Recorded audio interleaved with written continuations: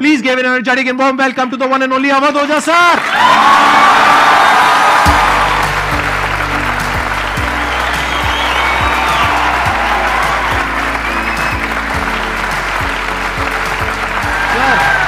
Hello sir, क्या हाल चाल? बैठिए जी, बैठिए। आइए। Thank you. इससे पहले कि ऑडियंस आपसे कुछ क्वेश्चंस पूछे, मेरे माइंड में एक क्वेश्चन आ रहा है। आईएएस में कितने लोग हैं जो हर साल उसके लिए अपीयर करते हैं? 5 से 6 लाख के आसपास। और सीट्स कितनी है? 1000 अप्रोक्सीमेटली। तो जिनका हो जाता है उनके बारे में तो सब बात करते हैं, जिनका नहीं होता है, जिन्होंने पूरी जान लगाई और जिनका नहीं हुआ, उनका क्या होता है? उनके रिश्तेदार उनकी चिंता करते हैं। वो फिर उनकी चिंता करते हैं। नहीं, मैं आ रहा हूं, मैं आपके क्वेश्चन पे आ रहा हूं। ये पॉइंट इंटरेस्टिंग है, मैं समझना चाहूंगा कैसे। मैं बता रहा हूं। हाँ। मैं दोनों मुद्दों पे बता रहा हूं। हम सब हारने से डरते हैं, और मजेदार बात है कि वो डर हमारी हार की वजह बनता है। 98% केसेस में हारने से क्यों डरते हैं? क्योंकि हम जानते हैं अगर हम हारेंगे तो जो पीछे 3 लोग बैठे हैं ना, रिश्तेदार, रिलेटिव्स और फ्रेंड, वो जीने नहीं देंगे। आप जब भी आईएएस की तैयारी करें, पहला अटेम्प्ट आपका सीरियस अटेम्प्ट होना चाहिए।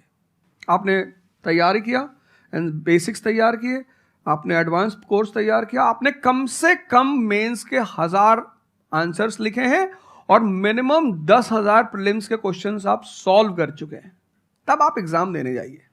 सिर्फ एक अटेम्प्ट दीजिए। जिसने भी पहला अटेम्प्ट सीरियस दिया, उसको दोबारा तैयारी नहीं करनी पड़ती, रिवीजन करना पड़ता है। भाई आप देखो ना, जितने सारे सेलेक्ट लड़के होते हैं उसमें बहुत सारे नौकरी कर रहे होते हैं, जॉब कर रहे होते हैं। कुछ लोग मुझसे पूछते हैं, सर जॉब करते वक्त तैयारी हो सकती है? नहीं, जॉब करते वक्त तैयारी तो नहीं हो सकती, जॉब करते वक्त रिवीजन हो सकता है। 3 hours per day, 4 hours per day. तो मेरी एडवाइस ये है, क्योंकि ये एक बहुत रिस्की खेल है ये। मैं खुद ही बाहर हुआ, और फिर मैं कितने लोगों को देखता हूं जो 5-5, 6-6 अटेम्प्ट के बाद बाहर होते हैं। तो जिनको भी इस गेम में शामिल होना है, एक अटेम्प्ट सीरियसली आपका होता है, बहुत अच्छा है। आपको मैक्सिमम रिस्क लेना है तो आप 2 ले लो, उसके बाद आप अपना काम शुरू करो, जो आपका सेकंड लाइन थॉट था। कोई लॉयर बनना चाहता है, कोई मेडिकल लाइन में जाना चाहता है, कोई मतलब जो भी आप एंटरप्रेन्योर बनना चाहते हैं, आप करो, लेकिन अपने वो रिवीजन वाले 4 आवर बचा के रखो। आपने कितने अटेम्प्ट्स दिए थे सर? 4 अटेम्प्ट्स आपने दिए थे। और आपने कहीं से कोचिंग ली थी, यानी लाखों रुपए दिए थे कोचिंग में? नहीं, तब लाखों नहीं थे, तब हजारों थे। अच्छा, हजारों रुपए आपने खर्च करे थे, और आप एक मिडिल क्लास बैकग्राउंड से थे।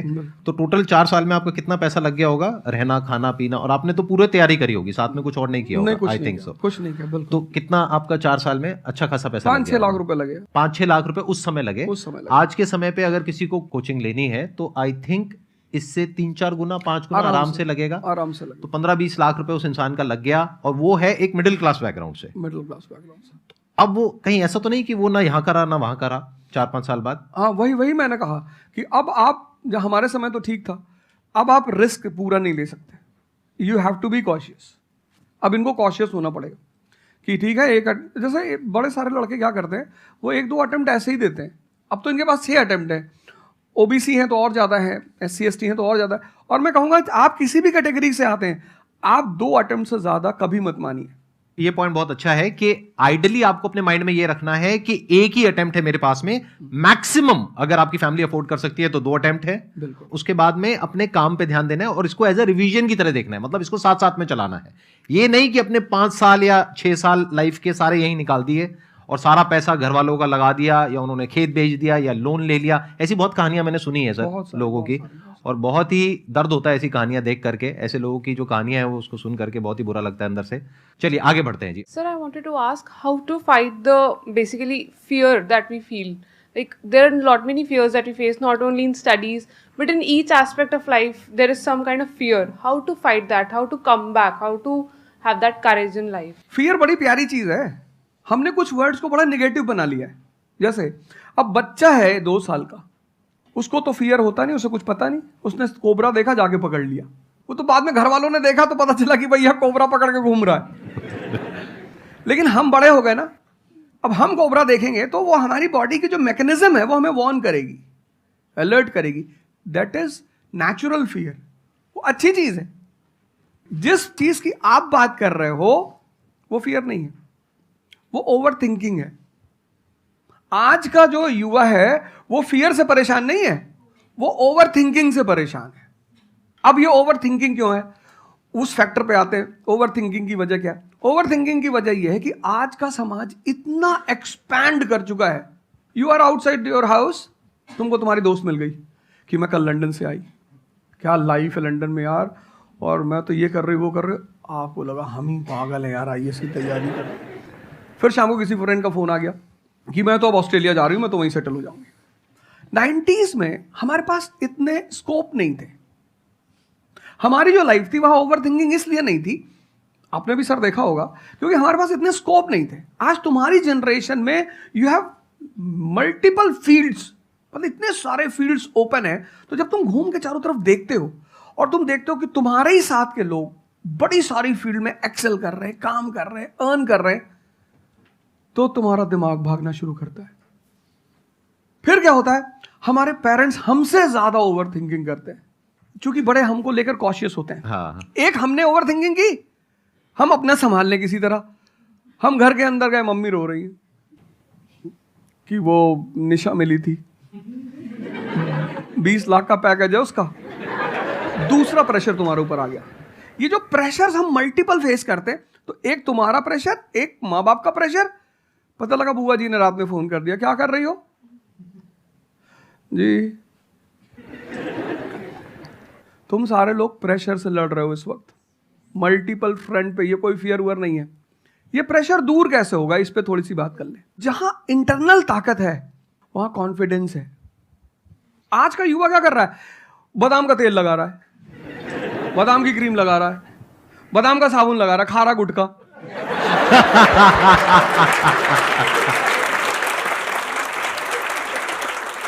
आप लोगों को चूंकि हर तरफ प्रेशर झेलना है, तो प्रेशर झेलने का सबसे अच्छा तरीका होता है इंटरनल पावर। तभी तो मैं जहां भी जाता हूं एक चीज रिपीट करता हूं, योगा करो, ध्यान करो। ध्यान करोगे मन ताकतवर हो जाएगा।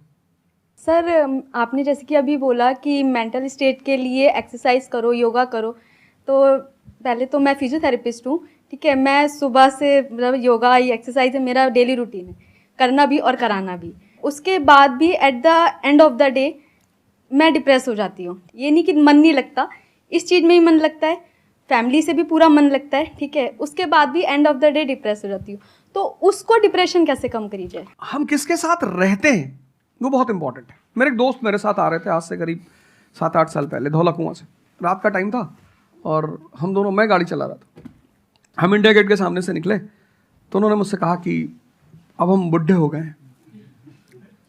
मैंने गाड़ी रोकी, मैंने कहा उतरो। तो उन्होंने कहा कि क्या हुआ? मैंने कहा उतरो तो, उतरो जरा।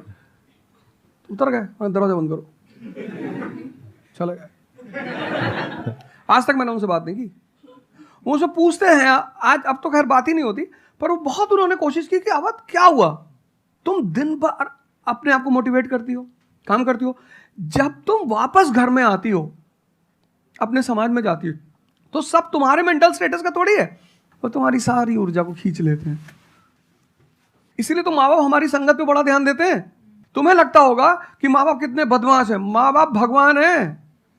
उनका एक्सपीरियंस तुम अपने दोस्तों को लेके जाया करो उनके सामने। कोई अल्ट्रासाउंड क्या करेगा जितना माँ बाप करते हैं, कोई स्कैनर क्या करेगा? सही बात है, देख के कोई फोटो कैमरा क्या फोटो खींचेगी, देख के बता देते हैं। बहुत बहुत दुष्ट है ये, इसकी आंख के नीचे देखो यहाँ निशान है, बहुत दुष्ट है ये। और वो लॉजिक भी बड़ी अच्छी सी देते हैं, कोई कुछ भी देते हैं लेकिन बड़ा अच्छा सा लॉजिक देते हैं। तो ये हमारे साथ होता है, इसलिए हमें पहले गुरुकुल भेजा जाता था। और आज की हमारी सोसाइटी इसको सिर्फ नेगेटिव दिखाई पड़ रहा है। मैं अभी अब घर गया था, हमसे लोग कह रहे भैया 24 का चुनाव लड़ोगे? मैंने कहा यार पॉलिटिकल पार्टियां कह रही कि तुम सीधे प्रधानमंत्री बन जाओ। अननेसेसरी परेशान किए हुए, अननेसेसरी दूसरों से मत। और ये एक जगह का नहीं है, ये यूनिवर्सल हो चुका है। तुमने कह दिया कि मैं आईएएस की तैयारी कर रही हूँ, अरे नहीं होता किसी का। तिवारी जी की लड़की दी थी, 2 साल बाद पागल हो गई। तुम इतने डिप्रेस समाज में रह रहे हो। वो तो महेश्वरी जी जैसे लोग हैं जिन्होंने बहुत लोगों को जिंदा कर रखा है।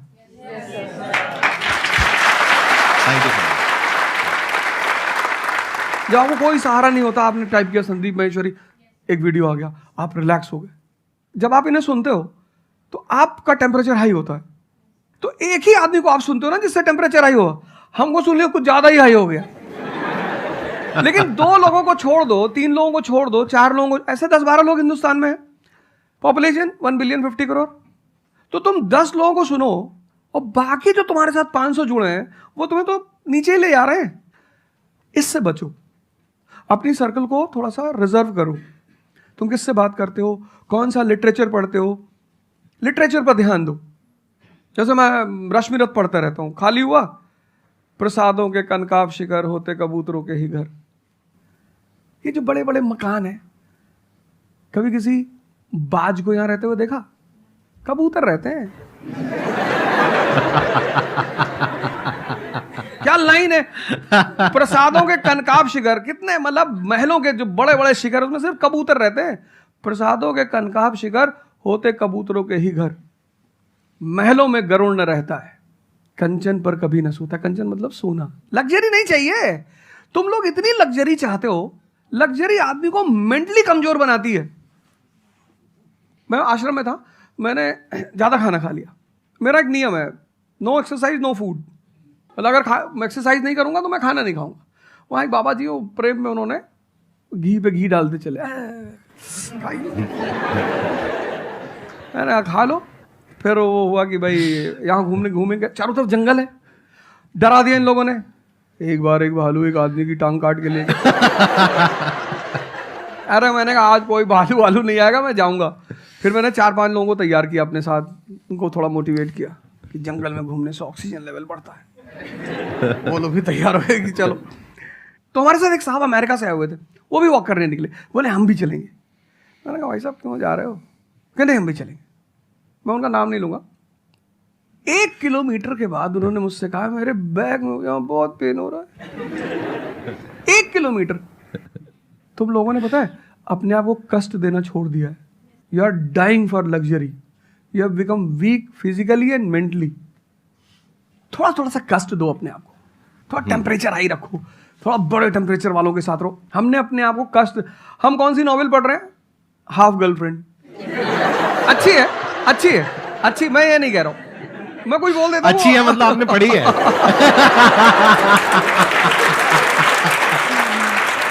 नहीं सर, कोई पकड़ निकाल लेगा, कोई वो क्लिपिंग निकाल लेगा, ओ गाली दे रहे थे। नहीं, आपने बहुत सारी गलतियां कर दी। आपकी जनरेशन ने अपने को कष्ट देना छोड़ दिया। हाँ। आप पढ़िए बड़े बड़े लोगों, अंबेडकर को पढ़ो, उनका जीवन संघर्षों का, प्रभु राम का जीवन पढ़ो। ये सब संघर्ष, ये सब लोग हैं जिन्होंने जीवन में लड़ाइयां लड़ी हैं। आपने उनको साइडलाइन कर दिया। आप राणा प्रताप के बारे में कुछ जानते ही नहीं हो। आपको वो पोएम याद ही नहीं है, खूब लड़ी मर्दानी वो तो झांसी वाली रानी थी। आपको तो एक चीज बता दी, twinkle twinkle how I wonder. आप वंडर किए जा रहे हो पूरी जिंदगी में।